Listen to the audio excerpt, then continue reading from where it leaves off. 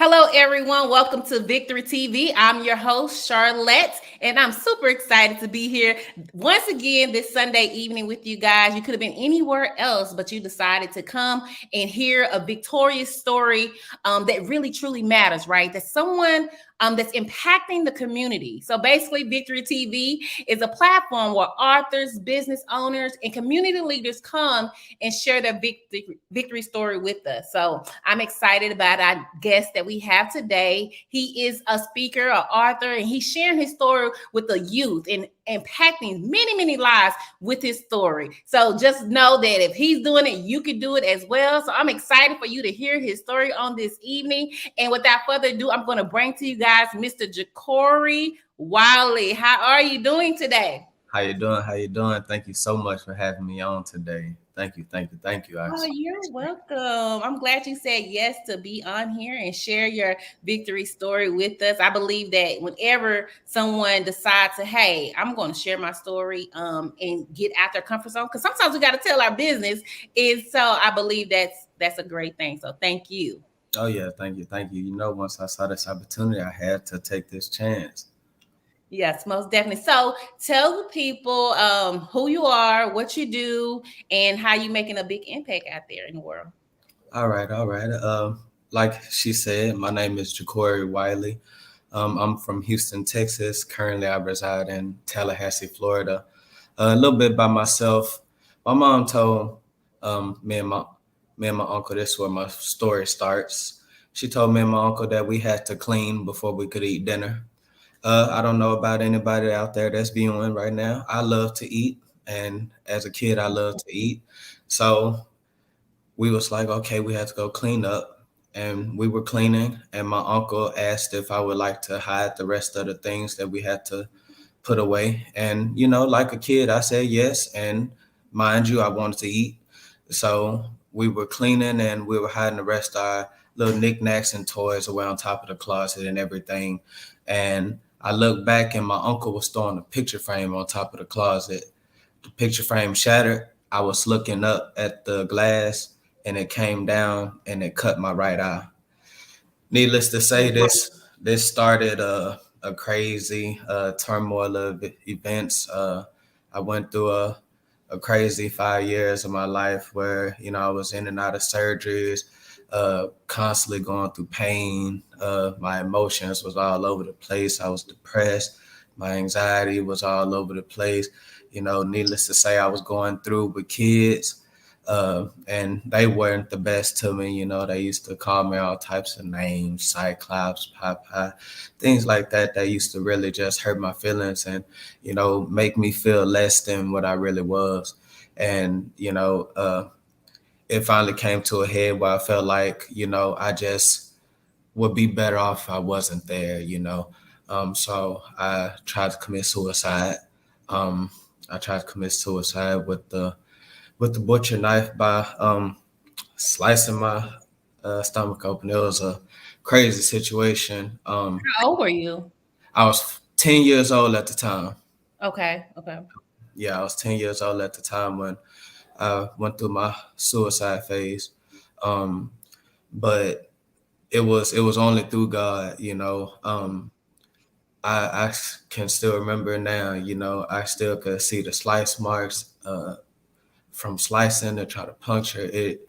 It just would not puncture my skin. And I just remember going in the house and sleeping and waking up the next morning and looking in that mirror and finally coming to the realization that, when I wake up, I'm gonna be visually impaired. When I go to sleep, I'm gonna be visually impaired. There's no rewind button. There's no way for me to go back in time. There's no hot tub time machine. There's nothing that I could do to change this situation. So I'm either gonna accept it and stand up and be who I am, or I'm gonna fold under the pressure. And that's how I started. I started speaking when I was 17 um, to my youth group. That was my first speaking engagement. Wow. My youth, 17. yeah, 17. My youth speaking group was my first speaking engagement. I didn't know how they were gonna accept me because I was young and I was bringing something that was really sensitive to me to the stage, and I didn't know how they would accept it. And needless to say, they took me in wholeheartedly, and it was so just, and the elation when I was up on that stage was just to be able to inspire and get off that stage and have people crying and people telling me that they needed to hear that. It was so great. You could kind of say the I didn't physically commit suicide that day, but I metaphorically committed suicide when I killed off the part that drove me to even want to commit suicide. I promised that I would never allow myself or any other child to experience that, or any adult for that matter, because suicide is nothing to play with, and it's a very hot topic. Yeah, I don't want to skip past that point you just said. You said you committed suicide to the person that was inside that wanted to commit the suicide. You killed off that. I hope the audience get that. That's I never looked at it that way before. And Yeah, it's or committing yeah, suicide. yeah, that's good. And as you are, I can imagine as you are going around speaking and sharing their story with other people, how are they receiving that? Have you ever had someone come up to you and say, "Oh, I thought about committing suicide too," or have you ever experienced something like that? Yeah, that's a big part of my speaking.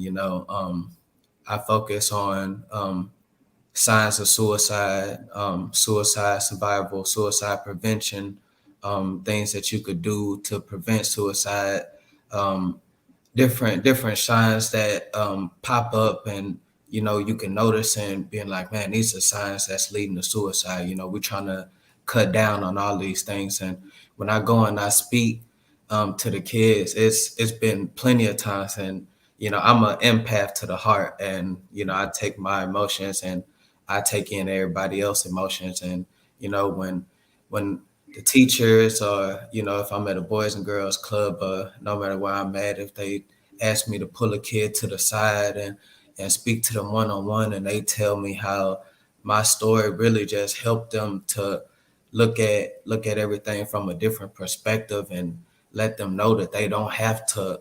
It's different ways for them to come through this on the other side and be okay. Most definitely. Most definitely. I love it. And just for you doing that, I appreciate it because it like again, it take a lot to do that. Then dealing with all different type of people and the reasoning behind why. That's a whole nother story to get them some assistance in that area as well. So tell us the name of your book and share that with us. Right. So my first book that I've written is called Vision to Dream. I'm actually going to be republishing that one. It's being republished right now. It's ready to go. So I'm about to republish that one. The same time I'm bring it out the same time that I'm releasing my second book, which is called Balling Beyond the Wheels. I have my first Mm. copy right here. I'm not sure if I got it on the camera correctly, Yes, but perfect right there. Perfect right this there. is Falling beyond the wheels. Balling Beyond the Wheels. This is my second baby. Okay. This is actually about a young boy named Joseph, who wants to play basketball, but he ends up experiencing a situation that causes him to question his love for the game, and really is to help all those find their inner Josephs as well. Wow. Oh, unbelievable. I love it. I love it. Yeah. So just imagine those youth that's going to be impacted by that. Yes. We definitely, I took a screenshot of that. Did I get it? All right. Yes. Thank you for that. Oh, And no. tell us how they can reach not reach reach you to order a copy of that book. Yes. My new website, www.jacorywiley.com, will be going live here within the next day or so. It's in the process of having its final touches put up on it. You know, I'm a person who believes in constantly making your work better. That's why I republished Vision to Dream. But you could also find me on Facebook at Jacory Wiley. You can follow me there. I always follow back. You could follow me at Instagram. That's also my name, Jacory Wiley. Those are my media outlets. I'm currently about to get my TikTok up. I feel old saying that. I'm like, man, you know, time flies by. You know, like I said, this, you know, I was 5 years old when everything happened to me, and I felt like the day that I went visually impaired was the day that I grew up. So I've been grew up since I was 5 years old because my life changed and I had to learn things a different way. I had to experience things a different way, and I had to learn to do things a different way for myself. You know, I spent a lot of time like shunning myself, not using things that was available to me, like my cane and different visual items that I could have been using that was making my life a lot easier, all because I was so worried about, you know, the image that, you know, everyone else who was out looking on me, but you know, I was stuck on wearing the mask, and you know, I wasn't myself in public. You know, I wasn't the person who I was meant to be. I wasn't Jacory. I was a shell of myself. I was a shadow of myself. I was wearing a mask.